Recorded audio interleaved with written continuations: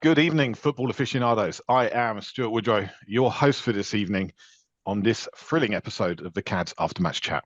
Tonight, we're delving into the rollercoaster ride that has been Tottenham's recent journey on the pitch. First up, the heartbreak against West Ham, a match that left fans a little unhappy at the final whistle. We'll take a look at that match and maybe share a collective sigh over what could have been. But fear not, Spurs faithful, because our story does not end there. Tottenham bounced back with a spectacular win against Newcastle, reminding us all why we love this beautiful game. From missed opportunities to triumphant goals, we've got it all covered. Join the CADS crew as we navigate the highs and lows of these recent matches. Expect passionate discussions, tactical insights, and of course, a sprinkling of our trademark humour. So grab your favourite football scarf, settle in, and let's unravel the drama together. This is the CADS After Match Chat, where every match is a story, and we're here to tell it. We've got some new people here tonight, which is very, very good. Thank you for joining us. Instead of Matt P, we have Matt C. Matt Cook. Say hello. Evening. How are we all? We've also got David Nizic, or Dave, as I have called it. Is it David or Dave? Which do you prefer? Because I will stick to it. Dave, but it doesn't really matter. It doesn't really matter. All right, and of course we're joined as ever by Ash.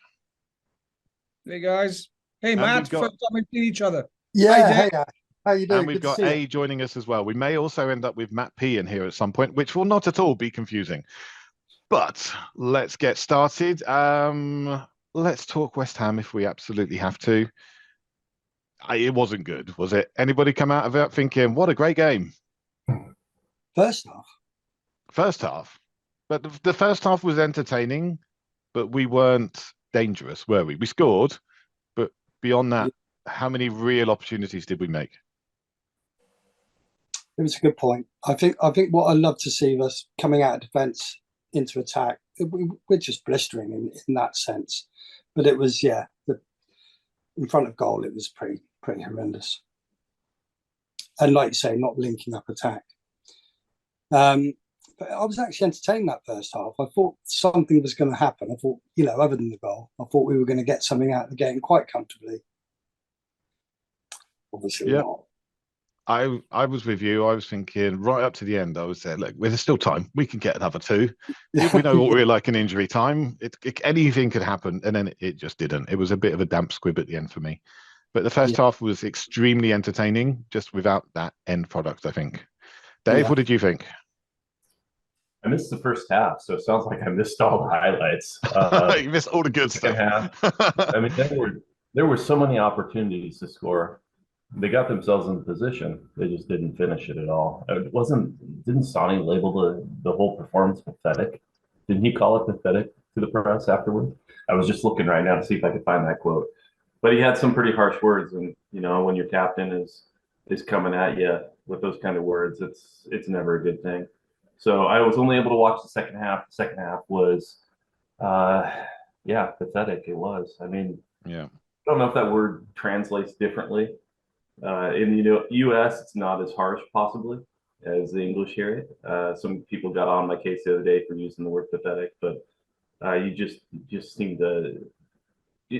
You're watching professional footballers who are not doing the job that's put before them, and that's why I'm calling it pathetic. I think it's fair because although we dominated the first half, we really didn't create that much, and we needed to do better. And as Andrew said in previous press conferences, if you want to kill a game off, you need to score a second and even third goal before you can even consider a game dead. And we just didn't do that. And we didn't even look like doing that for long periods.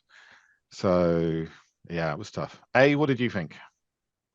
That game left me extremely despondent because it was a accumulation of the last few games. It was almost watching reruns, and the definition of insanity, doing the same thing over and over again and expecting a different result. So I think for me, the worst part was we're on this journey with this new coach, and it's a journey of discovery. But you want to see your team learn from what's going on. And it was 5 games. We're not learning. Kill teams off when you can. If it doesn't work, you have to try something different. And we didn't. And yeah, we got caught out, and they defended really well. So I think for me, the biggest disappointment was not learning from previous games. It felt like we stagnated there, and yeah, that was it for me. I was left very despondent, actually. I think the biggest disappointment for me was going from the performance we had against Manchester City to that. You know, we showed such heart, we showed such drive. You know, we were dangerous, and we'd look like scoring goals on a regular basis, to suddenly being a major disconnect, really. And I think that's why Sonny said it was pathetic. And I'm pretty sure he did use the word pathetic, and I think he was right, because we put everything out on the pitch for Manchester City. We put everything out on the pitch for Chelsea. And then Wolves, we weren't great. West Ham, we absolutely were not great, certainly in that second half. Ash, what were your thoughts? I actually left 10 minutes before the game finished. And quite frankly, I sort of forget the game because it was just so bad and boring and everything everyone else has said. And quite frankly, I'd rather just get on to the Newcastle game and actually talk about what did we do right, apart from two changes from, 4 days later, basically the same team except for two. What did we do right that we didn't do right in the previous game? I don't want to talk about the West Ham game. I've literally forgotten about it, So you're like me last season. Yeah. Well, I mean, last season it was so bad. I couldn't get up for the 4:30 games. There was, West Coast games here. So yeah. Anyway, please continue. Yeah. Rather just get on the Newcastle game. The West Ham result was a record breaker, from what I recall. They said it was the first time in the Premier League history that a team had been leading 1-0 5 matches in a row and emerged with 0 victories. So yeah. But I thought we were on for Harry Redknapp style 2 points from 8 games at one point. I was thinking, we're on for this. Part of me, this is a really weird thing to say, but part of me wondered whether there was such a high from, clawing back to get the point against City. Because they've been on fire pretty much. And we managed to get a point. I know they'd had a couple of draws, but for us to go there and get a draw at the Etihad was a good result for us. We could have won, clearly, but we got a point. And then Villa go and beat them. And I just wondered, psychologically, there was that kind of, well, City aren't that good. Our achievement against City wasn't that great. I think our achievement was pretty good. I mean, Villa did play a City side without Haaland, which makes a fairly big difference. He's such a focal point for them. Admittedly, he didn't do that much against us, beyond help us out by missing a fairly basic chance, really. But yeah. Okay. I don't even want to go into man of the match or moment of the match against West Ham. I would much rather move on. And Ash, we were with you last. Let's just roll over into the Newcastle game. How much better was that? I watched all of it. It was on later. Not only that, I watched all the other stuff that you can get on YouTube with Sky Sports and whatever. They're all edited over here. We don't get the replays or whatever. NBC has the replays. It left me joyous and happy and kind of, well, how did we turn it around? 2 players changed. Did Ange give them such a rollicking that they actually went, okay, we got to do something? I don't know. We still missed a lot of chances, and I do think part of it, we did lose Harry, is that we're not that great at the sharp end yet, even though I think we've got great potential to score goals. We are missing Madison, of course, and Betancourt. Anyway, it just left me happy. And of course, early Sunday morning, you get up and all of Sunday's great. And I'm feeling great today. And hello, guys. All right, let's skip over to David. What did you think? Yeah, it was a complete turnaround, wasn't it? It felt competent. They felt like they knew what they had a plan. They knew how to carry it forth, and they took it to Newcastle. And the commentary team in the U.S. was all about how tired Newcastle was, but I tell you what, they just didn't know how to handle Spurs. Those fullbacks and the way that we use them under Ange really had them perplexed. They had no coverage for them. They were slow to react. Oops, antivirus popped up on this one, and so it was a night and day difference between West Ham. It felt like a winning squad out there. It really did, and so that was something to get excited about. And it's tough to choose man of the match. There were a lot of candidates yesterday. I think the right man of the match was chosen. Sonny got it in the end, and I think 2 assists and a goal. You can't really go too far wrong with that. Richarlison was impressive. I thought at times, but there's also an issue I've had with him is there are just periods where he doesn't get involved in the match. So he just kind of drifts off to the side a little bit. Porro, as ever, great, despite getting absolutely wiped out by Joelinton. I really enjoyed that match. I did think the changes made the difference. Bringing on Richarlison to be that focal point, bringing on Pappy, as Ange calls him, to just give us that extra drive from midfield. He's so much more positive than someone like Højbjerg. And I've had my issues with Højbjerg this season. I'm sure I will continue to have my issues until he goes. But he was a breath of fresh air for me, taking the ball and looking forward and always looking to, if he got the ball, where he'd play it. Even before he got the ball, he knew where he was going to put it. I thought he was excellent. What did you think? I think the game was a much better game for us because we made some key changes. I think that the attack was much more balanced. Having Kulusevski in the center was something different. Although he's played there before, he didn't in the last game, and that gave us a little bit more creativity. Saying that, I thought they had a few decent. It started off kind of similar because they had a couple of decent breaks where we could have conceded, and we rode that out, and then I don't think they could handle us because we were really quick, we were fast, we were more decisive. When I say quick, I mean quick passing with lots of pace down the wings. I think Johnson looked a lot more comfortable on the right. Decky did brilliantly. He gave them so many problems because he's quick with the pass. He seems to link with both guys. He can shoot. And he still has a winger's ability. So technical on the ball. It's strong. And then I thought Sal made a huge difference. We missed him so much. And it's not somebody that we talk about when he's not there. But when he came back, you realize that amount of energy and athleticism, what it does for us, that was superb. And I thought Basuma played a lot better because he had Sa and Romero back in the team. So I think there was a lot of things that went well for us. And Sonny led from the front, and Porro is my player of the season. Man, we were talking about this last week. Top five players, and there was a little bit of pushback on me putting him in top 3.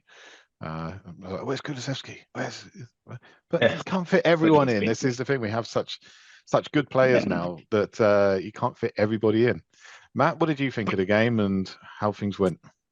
Yeah, just to feel the same as all you guys. Really, it was like a bit of a shady start, wasn't it? And then Ben Davies somehow got his toe to that ball, and thankfully it would have been 1-0 down straight away. And then I'm thinking it's a completely different game.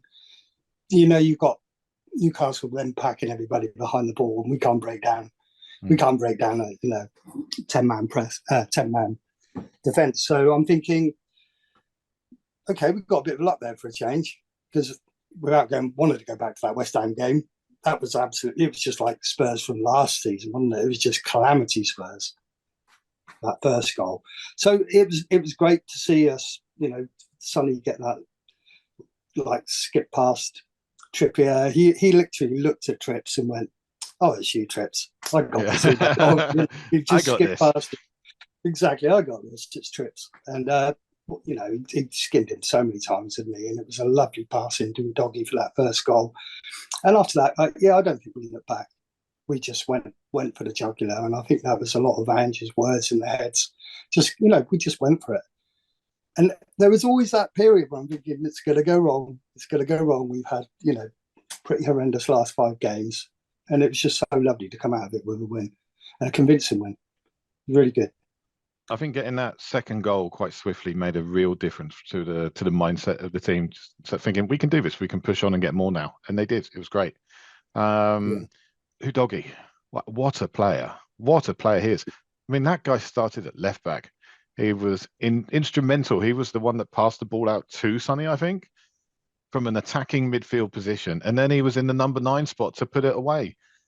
Thankfully, luckily, it sounds like he's actually signed a new contract with us, which will be very nice and hopefully push his value up quite a lot. That's going to be a very expensive player for someone if they want to take him off us. Thinking of who is the one player in the squad that everybody thinks deserves a new contract right now. I'm going to start this off with Pap Matassar. No, that's what I was going to say. You can say it as well. I think so. He's on 10K a week. Can you believe it? Apparently, we need to get on that. We need to get on that and sort that out. It is quite distressing when £10,000 a week is looked at as a low wage. I'll take that. Thank you very much. Yes, any day. By the way, Stu, Sorry. yeah, you just mentioned Stu, Udogie perhaps getting a contract. By the way, on that goal, our inverted fullbacks, Porro pass, or was it Matt that called him Zorro? Or one of the guys on the great name. So Zorro passed to Udogie, who made a great little shimmy and stuff. He passed it out to Sonny, and Udogie went straight to that spot, whatever. So Udogie, give them all. Vicario, get him on a 10-year deal. Yeah. I've seen this link today to Mamardashvili, who I think is at Valencia. He's 23-year-old goalkeeper. Why are we looking for another goalkeeper right now? Why are we looking at a foreign goalkeeper? If we're going to have another goalkeeper, it needs to be homegrown, just to fill those numbers out. Hopefully, they'll never need to play Foster. But yeah, it seems strange that we're linked to yet another goalkeeper when we really don't think we need one. Dave, who do you think we should get signed up for an extended contract? So Vicario was the one that came to mind for me as well. The drop from there is massive. If we have to ever go to Forster, we're in trouble. I mean, it's going to be a completely different setup because you can't rely on him to sweep out like Vic is. So that's one that comes to mind. I'm not at all up on where people are in their contracts. Romero's another one. I mean, to lose Romero right now would be devastating. So he had that moment yesterday. He just seems to always have his moments, doesn't he? But he survived it, and man, the confidence that guy has. He just believes, doesn't he? And so it's hard to point at any position and say, oh, that one right there can go. He can pack. The rest, no, it's not like that at all. I don't know the contracts. Like I said, I don't know the contract situations, but Vicario would be one that just sticks out to me. That would be devastating to lose him on the rise. Yeah, at this moment. Here's one, Ben Davis, because everyone picks on him, and the guy. Nobody is picking on Ben Davis. You got this thing. I pick on Ben Davis, but yes, he does. See, he does. Not because of his character. That's for sure. No, I'm admitting it. Ash, you should shush and let me. So yesterday, you two are on the same continent. You two sort it out in your own time, you know. I think we need to give. I think we need to stop referring to him as Ben Davis and start calling him the Welsh Maldini. Played centre back, played left back. Right. Yeah. Well, I mean, so the moment that Matt highlighted where he towed that ball away, that was an absolute momentum changer, and had he not got that touch, and that's one of the worst positions a center back ever wants to be in, is with the ball coming across like that. You have to be exactly technical with the way you touch that thing. He touched it exactly right, took Isaac off his game totally, and he shins it out of bounds. I mean, It was out of play. That was a huge moment. We could have easily gone down a score right there, and from there the momentum built the other direction. So yeah, Davis he absolutely did his job yesterday. And maybe I have been too quick. Maybe it's for him, maybe it's a problem of not having enough time on the field and his match fitness wasn't what it needed to be, but now he's getting there. But I have been critical of Davies. I think he just didn't they just re-up Davies at the summertime? I thought he just got a new contract. Well, Wasn't it fairly recent? He should. And it's got nothing to do with him being Welsh. It has to do with the fact that the guy would walk through run through a brick wall, and he plays all those positions, doesn't complain. He's the captain of Wales, so he has leadership qualities. And he's, somebody made a point that he covers up for his biggest weakness, which is his lack of pace, by being and I'm going, okay, being intelligent and his timing, like as Dave was just saying, that perfect timing on towing the ball out of the guy's way. He's such a professional, and a guy like him, we need guys like him on the team. That forget what nationality he is. I didn't think there was a chance for him in Ange's side. In centre defence, I didn't think there was any hope. He just hasn't got the pace to play this high line, and I thought we're just going to get skinned time and time again. But it hasn't happened. Yeah, I mean, okay, we've had a few sort of scary moments, but on the whole, he's just been absolutely amazing. And fair play to Ben. He's really, really played so well for us. And really, when everybody given up on him, and he's still turning in performances. And fair play to him. I think he's somebody we can all be proud of. And there's absolutely so many players from last season under Conte that we perhaps written off. Yet we're seeing a different, lease of life from them under Ange. And it's like we had these players, but they just couldn't. I mean, the way they pass so quickly, so accurately, and so quickly, we couldn't pass accurately when we tried to do it slowly, let alone when we're doing it like this. So, I mean, it's a joy. It's a joy now, isn't it? And Ben's been a big part. I think, massive part of getting through these horror games. Really, maybe we haven't picked up the points, but we looked really good to watch in most of the games. Yeah. So, Matt, I don't think you've given us the name of your player you would re-up with a new contract. I'm guessing by that it is going to be the Welsh Maldini. Because he's only got 18 months left. Just checked. Runs out in June 30th, 2025. So, how old is he, Stu? Oh, he's 30 now. Yeah, right. He's 30. Oh my, I feel old. Oh. I think my player would have to be. I know he's injured, and I just pray he comes back to the same player he was before he was injured. But it would be Van der Ven. I mean, he was just so good. He was just so good. And that pace is exactly what we need. It gave us the confidence to just press high because he just came back and mopped it all up, didn't he? Yeah. So I don't know how long contract we've got him on at the moment, but yeah, Van der Ven for me. Okay.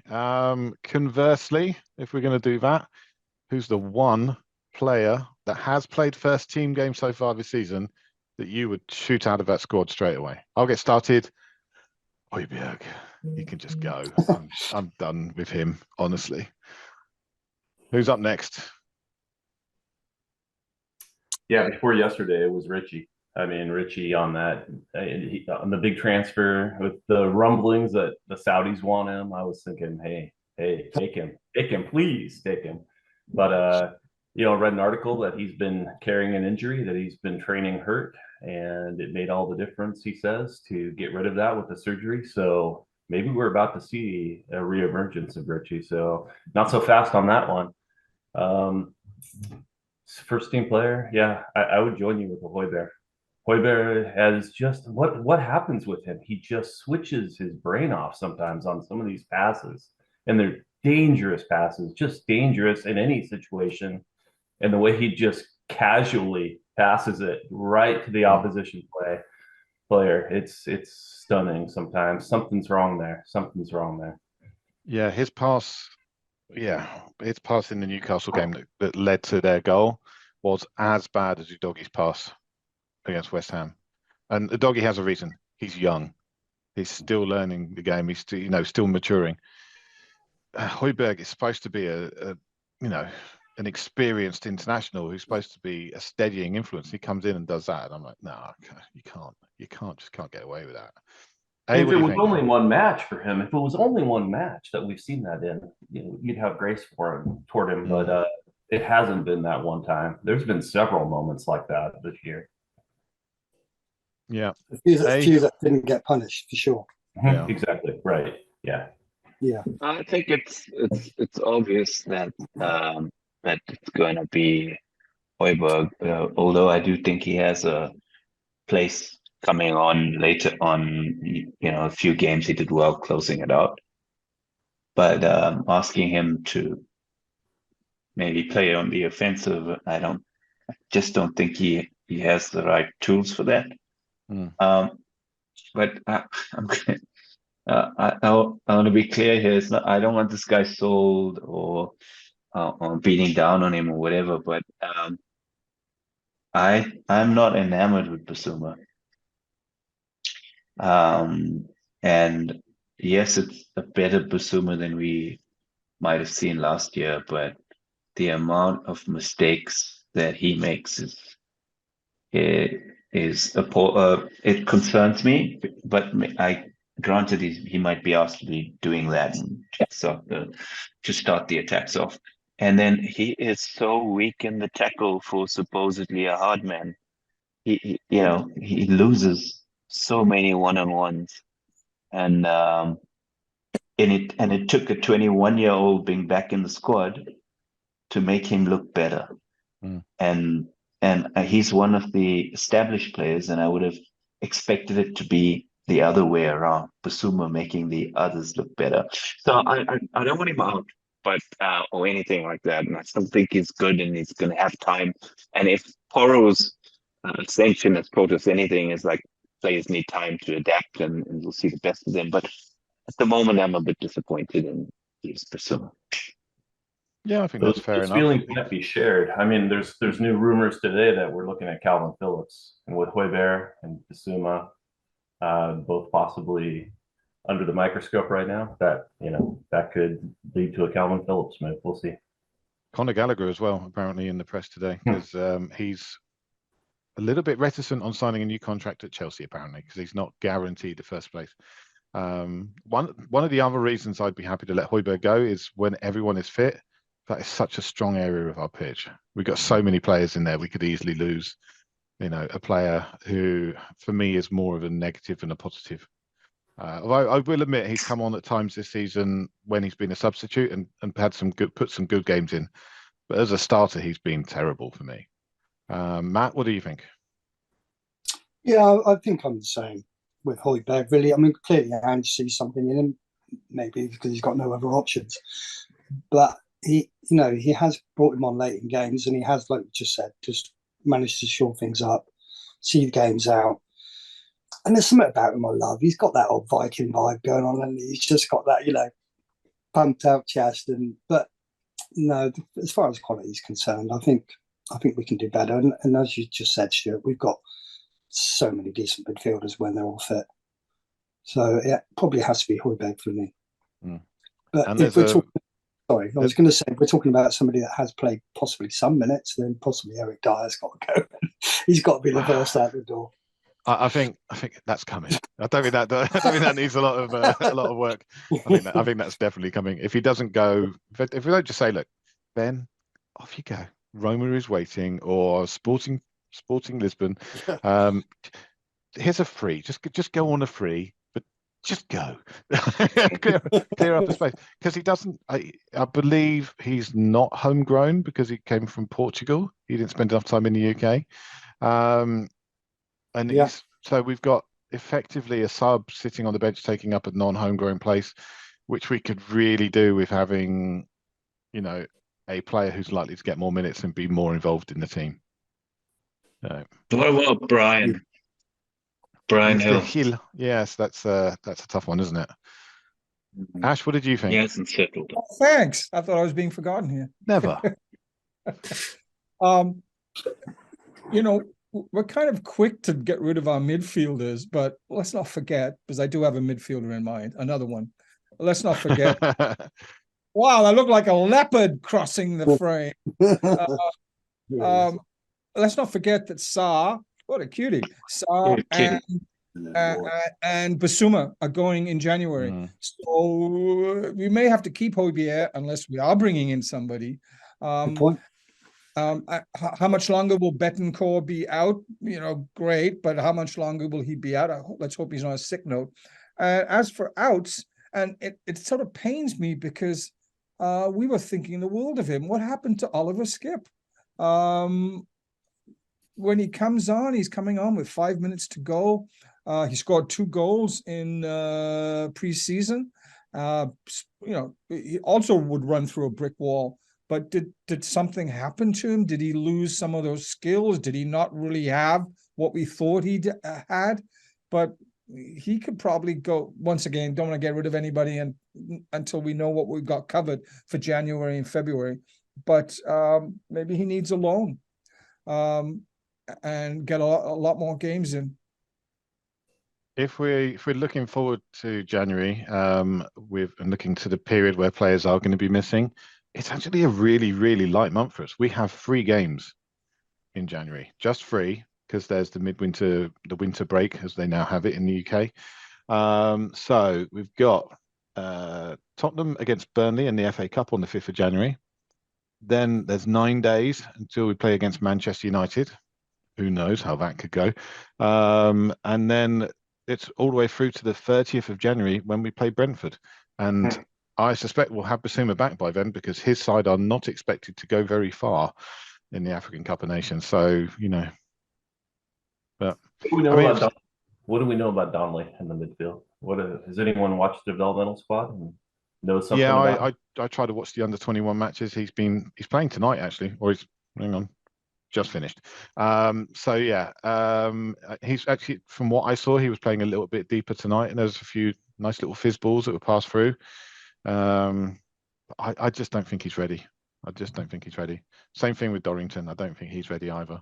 It's nice to have these players on the pitch, but expecting them to be our saviours it's a long way off. Yeah. So keep Skippy. He's homegrown, and he's on the bench because he's not as good as the other guys, obviously, but he doesn't complain. He doesn't take up a foreign spot, and you know what you get from him. Yeah. So I'm yes, his performances have dropped off, but a little bit. But I think I stay with Skippy because of his homegrown and his industry, and sometimes he just needs a bit of time as well. He's still young. So yeah, but I think Ash makes a great point about AFCON. It's not just AFCON. We also lose Sonny at the Asian Cup. Big miss. Yeah, what do we do about that? Well, we're clearly going to sign 2 really huge strikers right at the beginning of January. Well, I think we know who's playing up front now. But yeah, we got left and right. It's kind of sorted out. Johnson and Kulusevski can play, but then who plays in the middle? Lo Celso, I guess, plays number 10 until Madison's fit. So it's a possibility. I mean, I think we've got the numbers there, and as I said, it's a very, very low number of games. And yeah. What about an early Feb? Because Sonny might be gone till mid-Feb or something like that. Yeah. Let's have a look at February. We're not going to see something about the right. Okay, the 3rd of February, Everton. 10th of February, Brighton Hove Albion. And then after that, everyone should be back, I think. So by the 17th of February, I think everyone will be back. Bentancur, Van der Ven, and Madison. So it should be. So is that 3 games Sonny could potentially miss? 4 or 5, because you got 3 in January. He's going to miss all 3 in January. He's not due back, I think, until mid-February. So minimum of 5. The Wolves game on the 17th might be a little bit too early for him. But Chelsea on the 24th, I think he'll want to be up for that one, certainly. So limited sample size on both these players, but you have to keep one and sell one. Which one do you keep and which one do you sell? Solomon and Hill. Difficult. Keep Solomon, sell Hill for me. Agree. We don't know enough about, do we? Sorry? Yeah, no, limited sample, yeah, for sure. Yeah. From what I saw early in Solomon and what we've seen for Heel, I believe that's the right move. Keep Solomon. It feels like we've had Hill for years already, doesn't it? And We he's just have.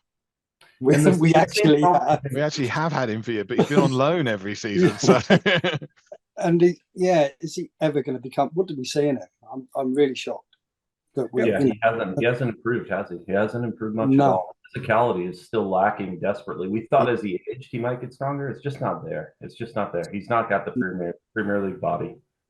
Stu, Yeah. Stu on the left side, since you're watching under 21, what about this guy Santiago? Is he a left-sided player? he is back and fit, and I like him. He's got a very nice way to pass. Plays more as an inside left forward as well, which he can do. I really, really like that. Yeah, I think he's good. And also we've got Sunset Bell as well playing in the lower ranks, who I think is a player that a lot of people are overlooking, and I think is going to be very, very good. He's got great feet, really, really good technical player, and knows where the back of the net is. And of course, Will Lancashire, who plays up front, who's he's a man in a boy's body. That one, he's a strong fella. Mm.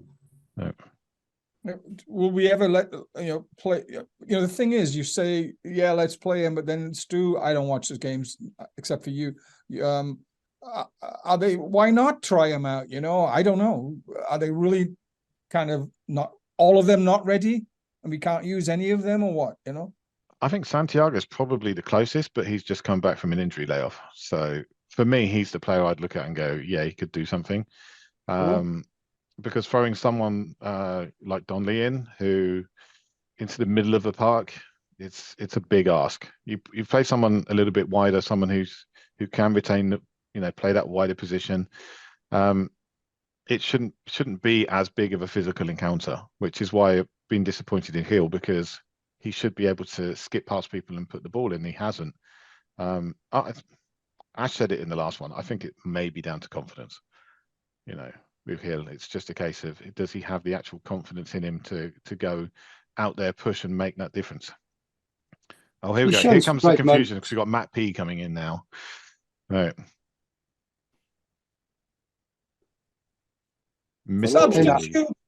Substitute appearance late. Super sub. You're gonna have to sub me off, Matt. We've got two Matts. Yes, no. Matt P. Yeah, there it is. All right, so Matt's just turned up. Let's chuck him straight in. Matt, you get to name one player who you give a contract extension to, and one player who has played first team football this season who you get to bin out the squad and have to go. Crikey, you've chucked me right in it there, haven't you? Absolutely. Oh man, right. So the first question was, who do you give a contract extension to? Yeah. I mean that requires me to have any clue who needs a contract extension. So let's say improved player. I think I know he hasn't been around for long, but I think Pedro Porro has been excellent. I don't know what kind of contract he was on when he arrived, but I think he's been absolutely brilliant and really a perfect player for Ange. Also, I would say that Udogie, given his age, is probably not on a massive contract. So it would probably be between those two. I'm going to guess that Udogie doesn't have a big contract because of his age. So I'm going to give him a pay increase. Well, I think you're very much in line with the Spurs hierarchy, because it sounds, according to Fabrizio Romano, he has agreed a new contract. So. You see, this is I'm wasted on astrophysics. I should be doing this instead. Yeah, and Pedro Porro has a contract until 2028. Yeah. Okay. So I guess it's good for the time being. Yeah. So he's tied down. Cool. What was the other question again? Who are you going to bin from a squad? Has to be someone who's played first team this season. Has some first team minutes under the belt. It's very difficult. It's very difficult. First team minutes. Well, it seems harsh, but oh god, This is being recorded, right? Of course. Just 5 minutes of like dead air watching me ponder this question. This is being recorded, so in 6 months' time, when that player's had a blinder, we can come back and say Matt said he wanted to get rid of him. We all disagreed, but Matt said, yeah. Well, Matt P said we're going to make it very clear. P, yeah. Yeah. So it's probably somewhere between. It pains me to say it because both are nice lads, but Hill and oh, actually no. Okay, Dyer. There you go. There we go. Dyer's an easy out. No, I mean I think Hill and I'm blanking on his name again. I've been put on the spot so much. Solomon? No, Skip. I feel like Skip has got a bit of a ceiling. He's sort of hitting a ceiling, and I fear that he might have trouble. But I think more so Hill. I think Hill has some skill, but I just can't see it working out for him. But yeah, but the easy option is Dyer because he's old and clearly doesn't fit the system. So I'll go with Dyer. Okay, I think you were with the other Matt on that one. I think he also said Dyer. Everyone else pretty much went for Højbjerg. What about you? I don't remember getting an answer from you on that last one. Oh yeah, I was caught up between Hill and Højbjerg actually. There we go. Yeah. Surprised about the Højbjerg out people. Well, I guess he might raise some money. He might raise some money. For me, he's also been fairly negative. Well, very negative when he started, and there's been a few errors that just annoyed me to the point where I feel we can let him go. And I think we'll be bringing in a midfielder relatively soon. We're well stocked in midfield with everybody fit as well, aren't we? Yeah, if everybody's fit. And it's non-homegrown, and it's an area that we really stocked well in. So I was looking at it that way. Yeah, I guess for Dyer to go, we would need to sign 1 or 2 defenders, to be fair. So that's kind of contingent on that, where you can. Yeah, but Højbjerg is a useful squad player, isn't he? I don't know. He made another mistake. Have you talked about this? He made a mistake. Yeah. In the against Newcastle was really unnecessary. He doesn't seem quite up with the races. I can sort of understand. Yeah. Okay, so before we'll close out the Newcastle game, but I want everybody's man of the match and moment of the match. We'll start with man of the match. I think they got it right. For me, Sontingham, top man. 2 goals and assists. You got it absolutely right. David, what did you think? Yeah, I can't disagree with Sonny as man of the match. That's a pretty easy one to call, although there were a lot of candidates yesterday. I'll second Sonny. Moment of the match for me, I'm going to go back to the Davies toe away. Absolutely pivotal moment for Spurs that could have gone down early, and of anyone on the pitch, to have him rise to the hero moment surprised me. That moment sticks out in my mind. I really, as I watched that, thought it was going to end differently. The Welsh Maldini did it. Right. Okay. What do you think? Man of the match, moment of the match? Yeah, 2 assists and a goal. You can't look past Sonny. But I think Pedro Porro is amazing. Some great passes for the penalty to Sonny for Richie's second goal. And, he had some decent wingers to defend on, and we've been critical of his defending in the past, and I thought he was superb. So he was the close second for me. Moment of the match, I want to say Richie scoring with his foot, because and I'm just hoping it spurs him on to something else, because we are going to be losing Sonny in to the Asian Cup games, and you kind of hope that this is the springboard for Richie. So I'm looking at it with my Spurs hat on and saying maybe this is the turning point for him. I don't fully think it will be, but I'm hoping. Yeah, I'm with you. Moment of the match, Richarlison's first goal, the second of the match, I think, which really provided the springboard for the rest of the game. And just we've been dying to score that second goal in several games, and to get it under the belt so quickly, so early, made a massive difference. Mr. Matt C, man of the match, moment of the match.